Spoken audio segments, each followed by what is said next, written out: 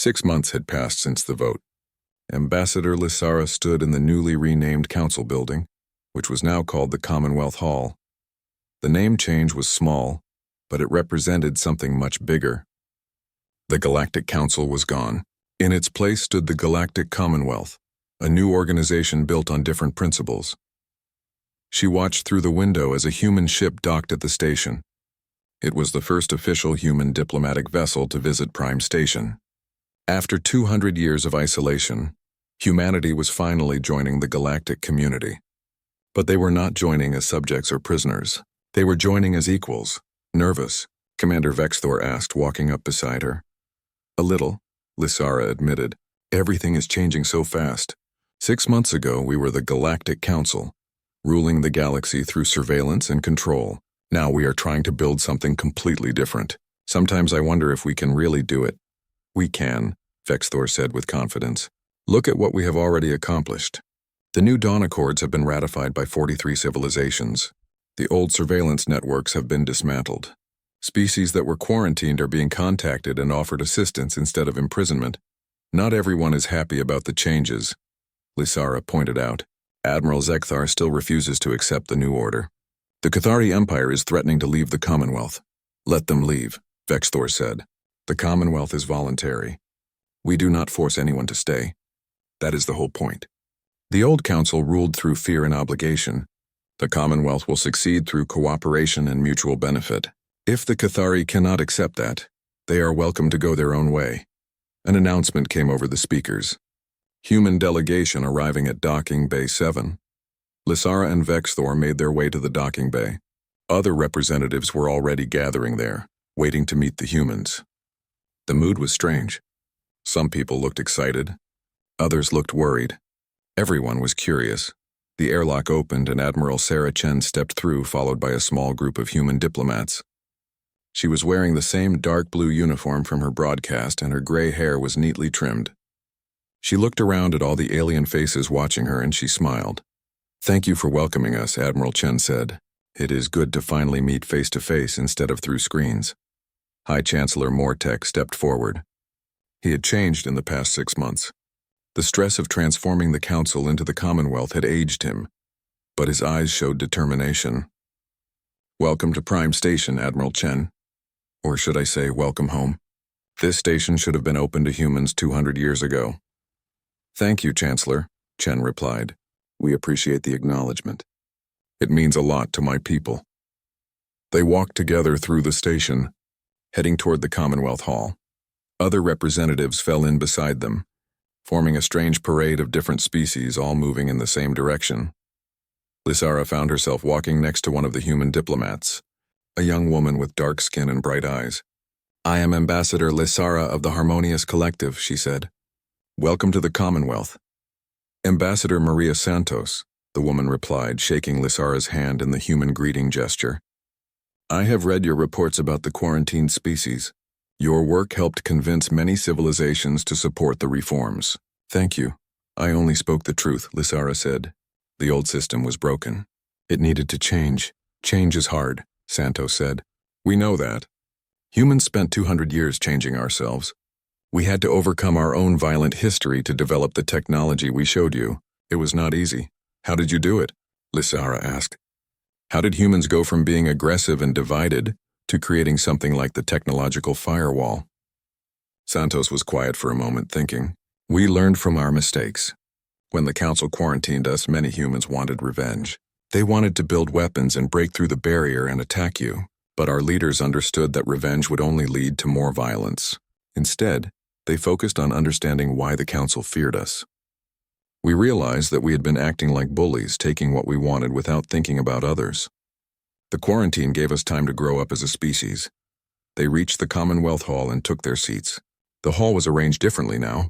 Instead of the old hierarchical setup with the Council members elevated above everyone else, the new hall had a circular design. Every species sat at the same level, facing each other as equals. High Chancellor Mortek called the session to order. Today we welcome humanity into the Galactic Commonwealth. Admiral Chen, would you like to say a few words? Admiral Chen stood and walked to the center of the circle. She looked around at all the different species and her expression was sincere. 6 months ago, we came to you in the darkness. We took away your ability to see, your ability to control, your ability to maintain power through surveillance. We did this not because we wanted to hurt you, but because we wanted to teach you something important. She paused, letting her words sink in. Privacy is not just a luxury. It is a fundamental right. Every species deserves the freedom to develop without being watched constantly. Every civilization deserves the chance to make mistakes and learn from them without someone controlling their every move. When you took that freedom away from us 200 years ago, you hurt us deeply. But you also gave us something valuable. You gave us the motivation to become better than we were. Admiral Chen looked directly at Mortek. The technological firewall will remain active, not as a weapon but as a protection. Any species that wants privacy can request our assistance. We will help them shield themselves from unwanted surveillance. But we will also share our other technologies freely. Medicine, agriculture, energy systems, everything we developed during our isolation. We want to help build a galaxy where cooperation is stronger than control. She sat down. The hall was silent for a moment. Then slowly, representatives began standing up one by one. It was a gesture of respect that crossed all species barriers. Even some of the Cathari representatives stood, though they did not look happy about it. The meeting continued for hours, discussing the practical details of integrating humanity into the Commonwealth. They talked about trade agreements, diplomatic protocols, and shared research projects. But beneath all the practical discussions, something more important was happening. The galaxy was learning to work together in a new way. Later that evening, Lysara found herself in the observation deck with Admiral Chen. They stood together, looking out at the stars. "Do you think it will last?" Lysara asked. "The Commonwealth, I mean. The new way of doing things." Admiral Chen smiled. "I think it has a chance. Change is never permanent. Every generation has to choose to maintain it or let it slip away. But you have taken the first step. That is the hardest part. We could not have done it without you," Lysara said. "Without humans forcing us to confront our own tyranny." "Maybe," Chen agreed. "But you made the choice to change. We showed you the problem, but you decided to fix it. That takes courage." They stood in comfortable silence, watching the stars. Somewhere out there, 3 of the previously quarantined species had already been contacted by Commonwealth ships. They were being offered assistance, technology, and most importantly, respect. Instead of being imprisoned, they were being invited to join a community of equals. "Can I ask you something?" Lysara said. "When you first arrived and turned off our sensors, were you afraid? You were taking an enormous risk. If we had united against you, if we had found a way to fight back effectively, humanity could have been destroyed." Admiral Chen nodded. "We were terrified. But we understood something important. Fear makes people act without thinking. We had to make the galaxy stop and think. The darkness forced everyone to pause, to question, to consider whether the old ways were really working. If we had just attacked with conventional weapons, you would have fought back and never questioned yourselves. But by taking away your ability to see, we made you look inward instead of outward." "It was brilliant," Lysara admitted. "Terrifying but brilliant, thank you. But the real brilliance came from your people. From you, Commander Vexthor, Chancellor Mortek, and thousands of others who chose to listen instead of just react. You chose progress over pride. That is rare." Lysara felt warmth in her chest. Pride, yes, but also hope. Real hope for the future. "What will humanity do now?" she asked. "Now that you are part of the Commonwealth?" "We will explore," Chen said, her eyes bright with excitement. "For 200 years we looked at the stars from inside our cage. Now we can finally go out there and see what is waiting for us. We will meet new species, learn new things, and contribute to the Commonwealth in whatever way we can." She turned to look at Lysara. "But we will never forget what happened. The quarantine taught us an important lesson. Power is not about controlling others. Real power comes from respecting others and working together. We will carry that lesson with us wherever we go." Lysara extended her hand in the human gesture of friendship. Admiral Chen took it, and they shook hands while looking out at the infinite stars. The galaxy had changed. The old Galactic Council, with its surveillance networks and its policy of suppressing potential rivals, was gone. The council chamber had never been so divided. On one side stood those who wanted to accept Admiral Chen's terms. On the other side stood those who wanted to fight. Between them stood the uncertain, those who did not know which choice was right. Ambassador Lysara watched as Admiral Zekthar paced back and forth like a caged animal. His armor plates rattled with every step, showing his anger and frustration. "We cannot surrender to this human arrogance," Zekthar said loudly. "The Cathari Empire has never bowed to threats. We will not start now." "This is not about surrendering," Lysara replied calmly. "This is about recognizing that the old ways are not working. The humans are showing us that surveillance and control are not the same as security." "Easy words from a harmonious collective member," Zekthar shot back. "Your species has always been soft. You talk about peace while others do the fighting. The Cathari protected this galaxy for millions of years. We know the value of strength. And yet your strength could not stop the humans," Coordinator Then said quietly. Her hive connection was still fragmented, making her voice weak. "None of our strength could stop them. That should tell us something." High Chancellor Mortek raised his hands for silence. "We must make a decision. The question before us is simple. Do we accept the human terms and dismantle our surveillance networks, or do we continue to resist?" "I say we fight," Zekthar declared. "Gather every ship we have. Find Earth. Destroy it completely. Show these humans what happens when they challenge the Council." Several representatives made sounds of agreement, but Lysara noticed that many others stayed quiet or looked uncomfortable. "Admiral," she said carefully, "do you really believe we can win a war against humans? We cannot even see them coming. Our finest fleet spent weeks searching for them and found nothing. How do you fight an enemy you cannot track?" "We will adapt," Zekthar insisted. "We fought wars before we had technology. We can do it again." "Can we?" Commander Vexthor spoke up from his position near the wall. "Admiral, with respect, pre-technology warfare happened in a much smaller area. Ships moved slowly. Battles happened where you could see your enemy. Space is different.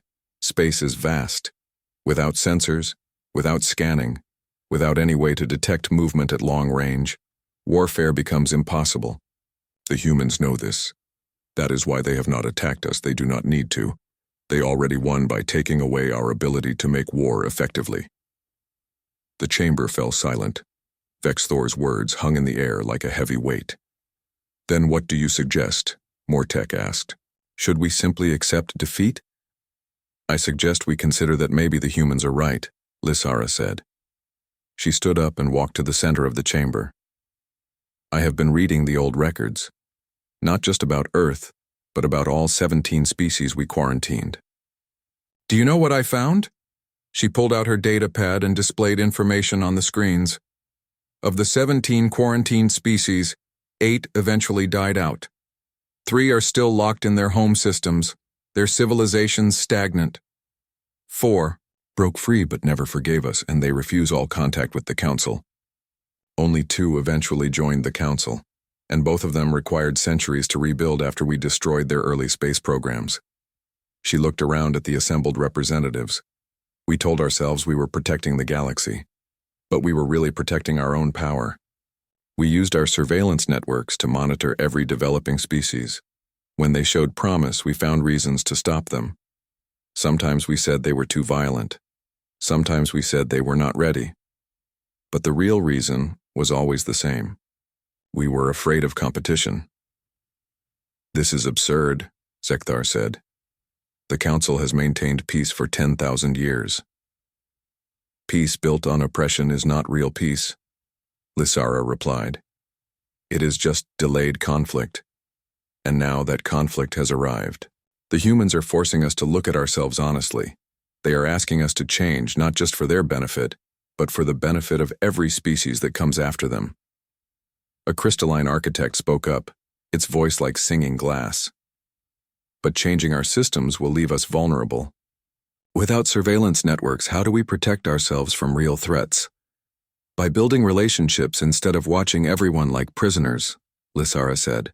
"By offering help to developing species instead of limiting them. By creating a galaxy where cooperation is rewarded more than control." Before anyone could respond, alarms began sounding throughout the station. Not the message alarm from before. This was the combat alert. Something was happening. "Report," Mortek shouted. An officer rushed into the chamber. High Chancellor, Admiral Zekthar's reserve fleet has launched an attack on Earth. They are using nuclear weapons. Everyone turned to look at Zekthar. He stood straight and proud. I gave the order 3 days ago. My people will not submit to human demands. We will show them the cost of challenging the Cathari Empire. Lysara felt horror fill her chest. You fool. You have doomed us all. I have saved us, Zekthar replied. Without Earth, the humans cannot maintain their technological field. The darkness will end. We will have our sensors back. And you will have started a war that will destroy the galaxy, Vexthor said. His voice was quiet but filled with anger. Hours passed in terrible tension. The council chamber filled with more and more representatives as news spread. Everyone waited to hear what would happen. Would the nuclear weapons reach Earth? Would the humans retaliate? Would this be the beginning of a war that would consume everything? Finally, another message arrived. The screens activated again. But this time the image was not Admiral Chen. It was a view from space, showing the Cathari fleet approaching Earth's solar system. Then, without warning, human ships appeared. Not dozens, not hundreds, thousands of them materializing from nowhere like ghosts becoming solid. They surrounded the Cathari fleet completely. The Cathari ships looked like insects caught in a web. Admiral Chen's voice came over the speakers. Admiral Zekthar, your fleet has entered Terran space with hostile intent. Your nuclear weapons have been disabled. Your ships are now surrounded. You have 2 choices. Surrender peacefully or be destroyed. You have 30 seconds to decide. The chamber watched in silence as the 30 seconds passed. Then, one by one, the Cathari ships powered down their weapons. The proud Cathari fleet, the most feared military force in the galaxy, had surrendered without firing a single shot. Admiral Chen appeared on the screen again. Her face was serious but not angry. We do not want war, she said, speaking directly to the council. We proved that today. We could have destroyed the Cathari fleet. Instead, we showed mercy. But this was your last warning. The next attack on Earth or any human vessel will be met with full military response. She paused, looking directly at the camera. The choice is yours, Galactic Council. Accept our terms and build a new galaxy based on freedom and respect. Or continue on your current path and watch your civilization crumble. You have 1 week to decide. The screen went dark. Admiral Zekthar stood frozen, staring at the empty screen. His grand plan had failed completely. Worse, he had shown everyone in the galaxy that the Cathari Empire, despite all its military power, was helpless against human technology. Slowly, he sat down. For the first time since Lysara had known him, the great admiral looked small and defeated. High Chancellor Mortek looked around the chamber at all the representatives. I believe, he said quietly, that we should vote on accepting the human terms. All those in favor? One by one, hands and tentacles and appendages of all kinds rose into the air. Even some of the Cathari representatives voted yes. Admiral Zekthar kept his arms folded, refusing to vote. But it did not matter. The vote was not even close. The Galactic Council had decided to change. The old ways were ending. A new era was about to begin. 3 weeks had passed since the darkness fell. Ambassador Lysara stood at the window of her quarters on Prime Station, looking out at the stars. They seemed brighter now, without all the electronic interference from the sensor networks. Beautiful, but also frightening. Somewhere out there in that beautiful darkness, human ships were moving and nobody could see them. A gentle knock on her door made her turn. Come in, she called. Commander Vexthor entered carrying a datapad. He looked even more tired than before, if that was possible. Dark circles surrounded his 4 eyes, and his normally bright scales had turned dull. You should sleep, Lysara said gently. I will sleep when this crisis is over, Vexthor replied. He handed her the datapad. We have a new report. From the observation post at Kepler 7. Lysara read the report quickly. Her eyes widened with each line. They saw 500 human ships. That is what they reported, Vexthor said. But the observation post at Delta 3, which is only 12 light-years away, reported seeing 5,000 ships at the same time. And the post at Meridian 1 saw nothing at all. How is that possible? The reports are contradictory. We do not know. Without sensors, we can only use visual observation, but human ships seem to appear and disappear. Sometimes they are there, sometimes they are not. It is like trying to count stars that keep moving. Lysara set down the datapad. What about Admiral Zekthar? Did his fleet find anything? Vexthor's expression became grim. He is bringing his ships back. They spent 3 weeks searching for the main human fleet. They found nothing. No ships, no debris, no signs of any activity. It is like the humans vanished after they turned off our sensors. Or like they were never where we thought they were. Lysara said quietly. She walked back to the window. Commander, have you noticed something strange about the reports? Everything about this situation is strange, Ambassador. True, but look at the pattern. Human ships appear near major council worlds. They stay for a few hours, just long enough for our observers to see them and report. Then they disappear. They are not attacking. They are not landing. They are just making sure we know they are there.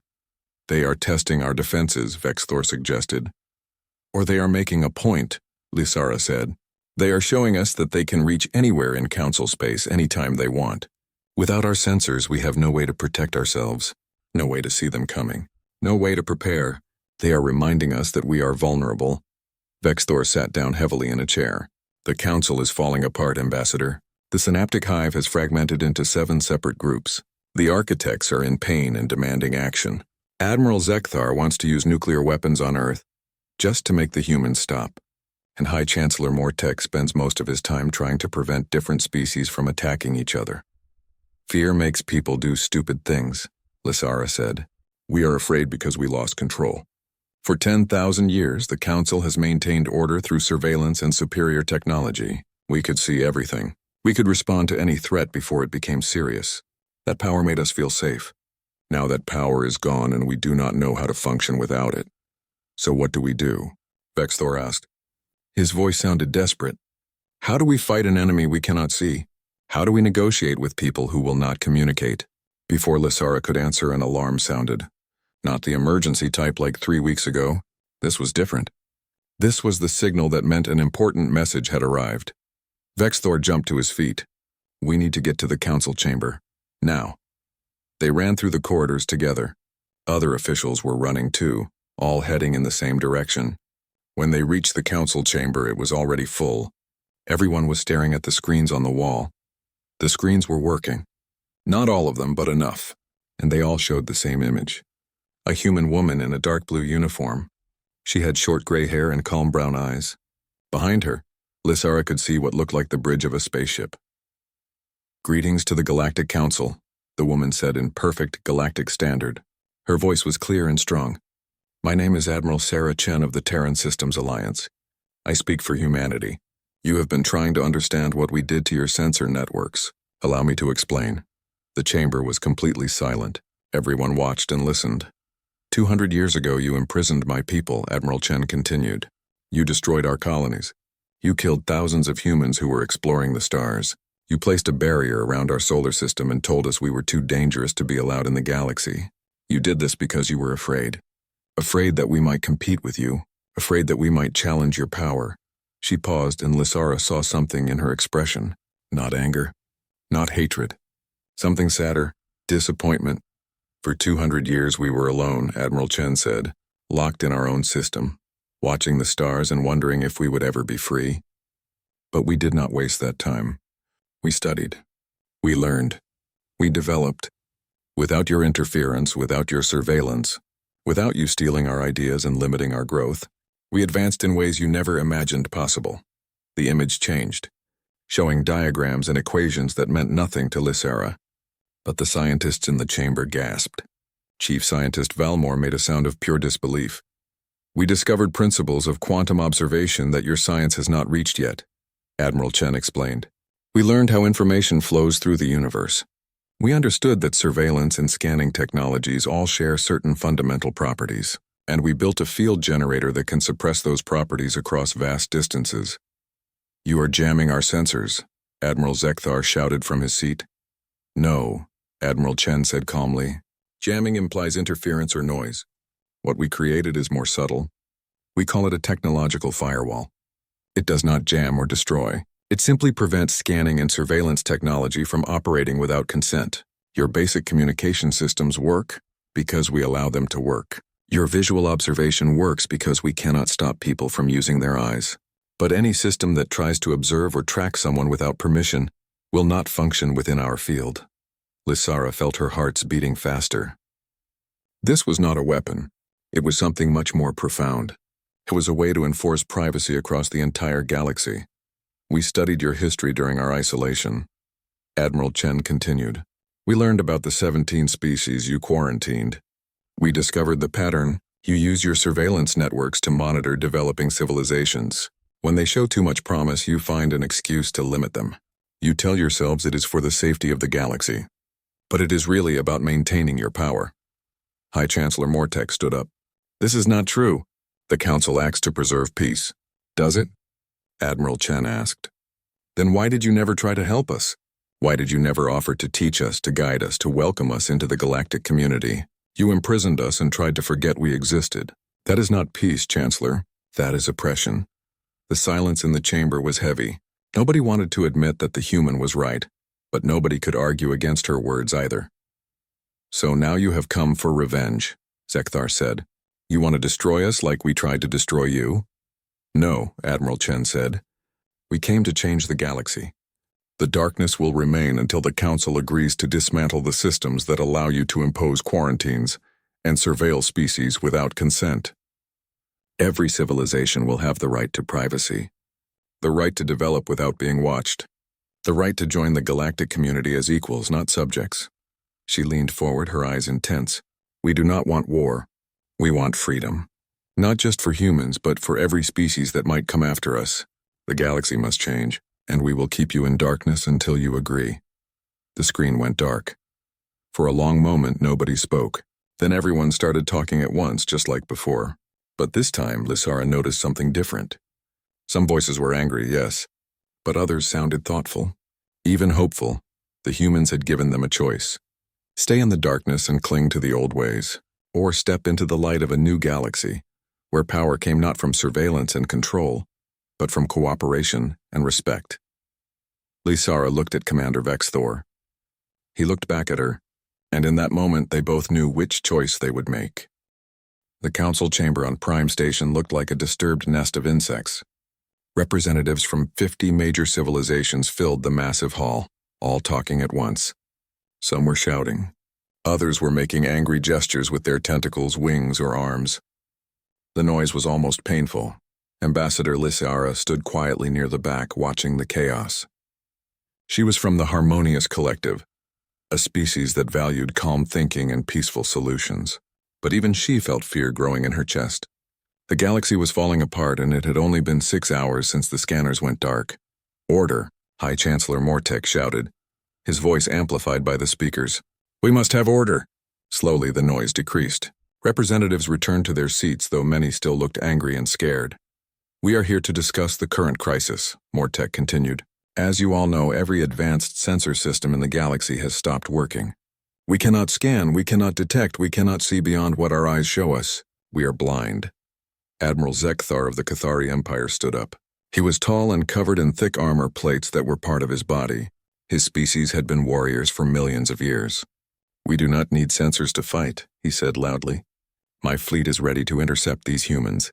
We will destroy them with our weapons, just like we did 200 years ago. Several representatives made sounds of agreement, but Lysara noticed that others stayed quiet.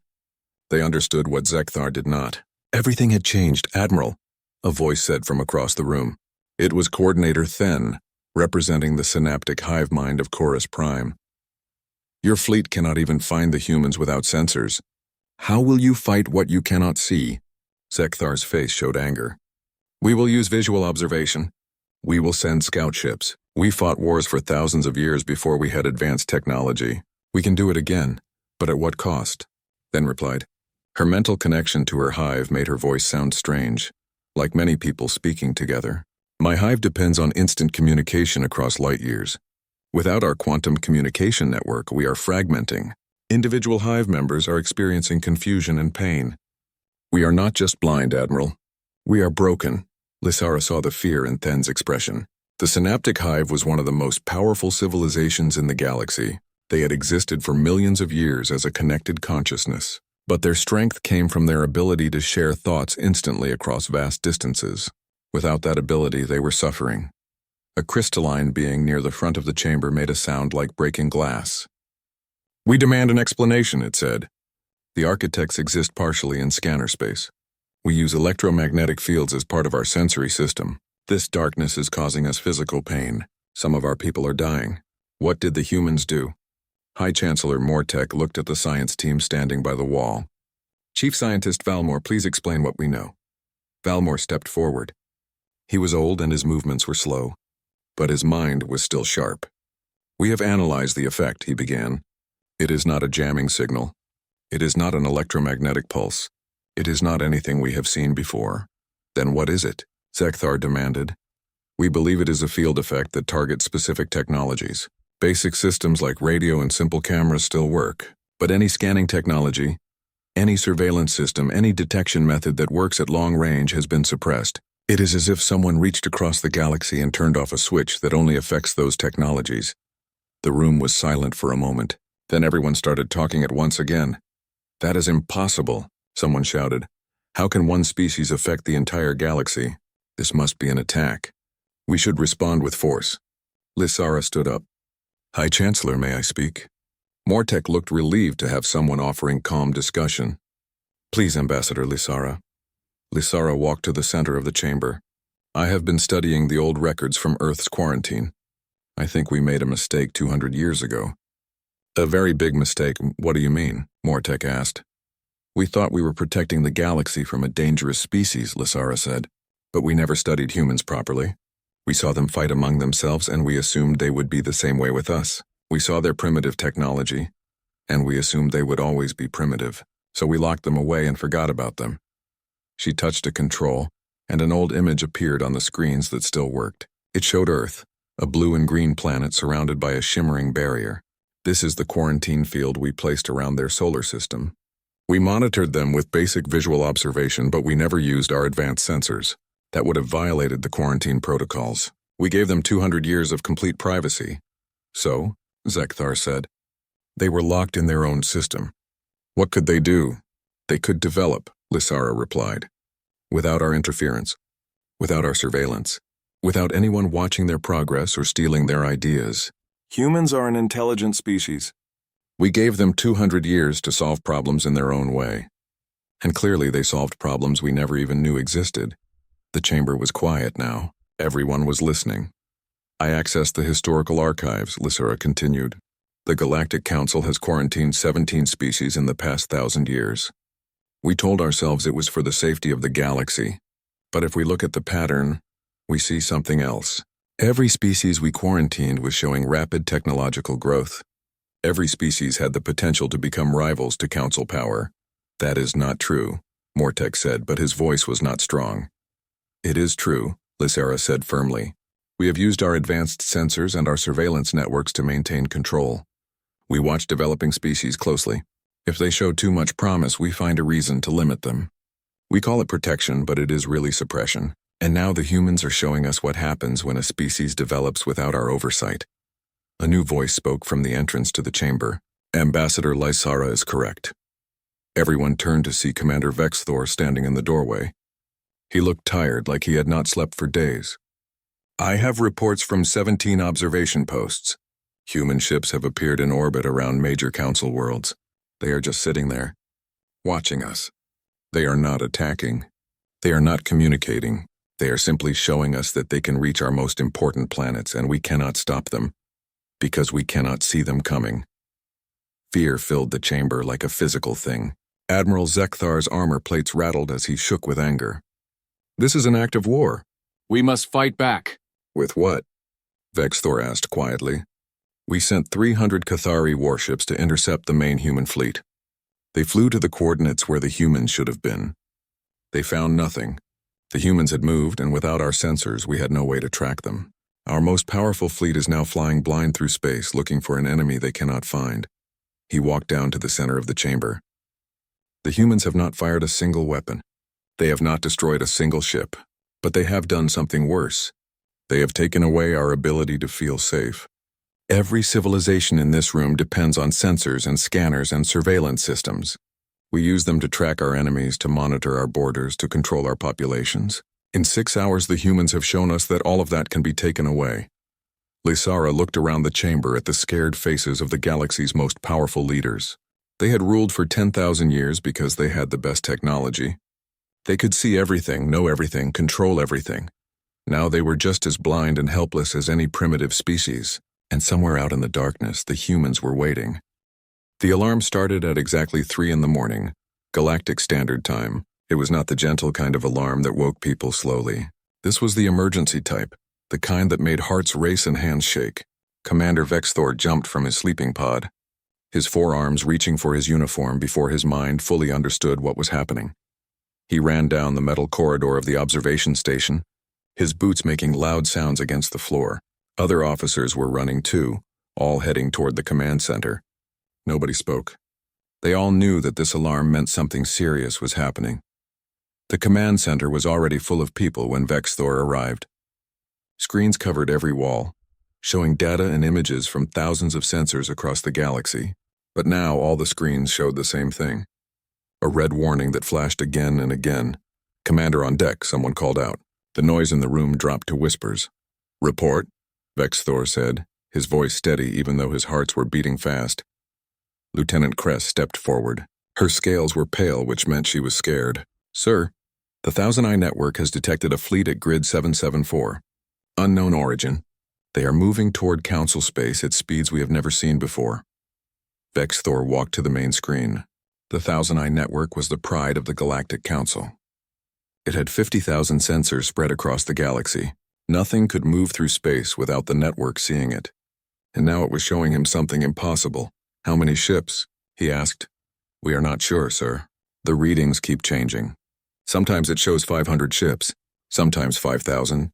The numbers do not make sense." "What about identification? What species are they?" Kress touched her control panel. Data appeared on the screen. Vexthor read it once, then read it again. He could not believe what he was seeing. "Human," he said slowly. "That cannot be right. Humans were quarantined 200 years ago. They do not have the technology for this. The signature matches human ship designs, sir. But you are right.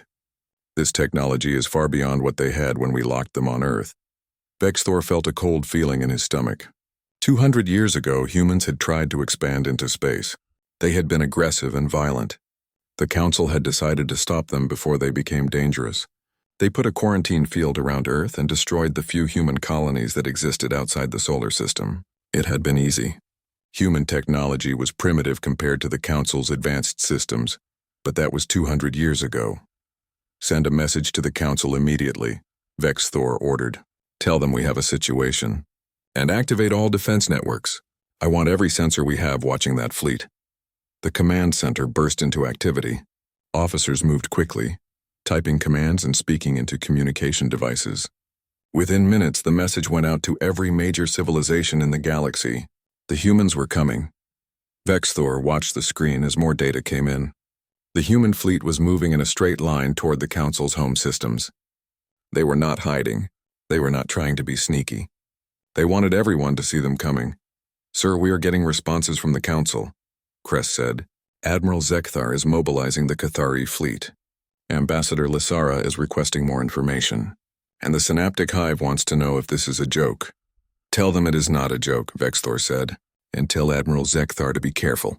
We do not know what weapons these humans have." Hours passed.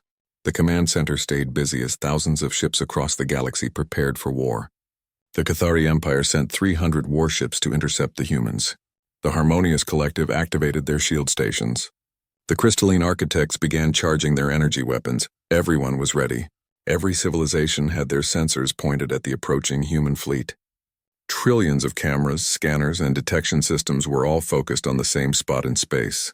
Then, at exactly 0400 Galactic Standard Time, everything stopped working. The screens in the command center went dark. Not just some of them. All of them. Every single screen showing data from the sensor network turned black at the same instant. "What happened?" Vexthor shouted. Get the systems back online. Officers rushed to their stations, typing desperately on their keyboards. But nothing worked. The backup systems did not activate. The emergency protocols failed. Even the basic communication arrays were dead. "Sir, it is not just us," Cress said, her voice shaking. "We are getting emergency signals from everywhere. The entire Thousand Eye network is down. Every sensor station, every scanner, every detection system in the galaxy just stopped working at the same time." Vexthor stared at the dead screens. This was impossible. The Thousand Eye network had redundancy systems built on top of redundancy systems. It used quantum technology that could not be hacked. Different parts of the network used different technologies from different civilizations. There was no way to make it all fail at once, but somehow the humans had done exactly that. "Try the old systems," Vexthor ordered. "Radio, light signals. Anything that does not use advanced technology." Cress worked at her station. After a few minutes, she looked up with surprise on her face. "Sir, the old systems work. Basic radio is functioning. Simple cameras are working. It is only the advanced sensors and scanners that are dead." A chill ran through Vexthor's body. Whatever the humans had done, it was selective. It only affected certain types of technology. That meant it was not just a weapon that destroyed things. It was something much more sophisticated. "Get me visual confirmation on that fleet," he said quietly. "Send ships to observe them with their eyes. And someone wake up every scientist we have. I want to know what the humans did and how they did it." As officers scrambled to follow his orders, Vexthor looked at the dark screens. The Galactic Council had ruled the galaxy for 10,000 years. Their power came from their ability to see everything, to know everything, to control everything through their superior technology. Now, in one moment, the humans had made them blind. And Vexthor realized with growing horror that the galaxy had no idea what was coming next.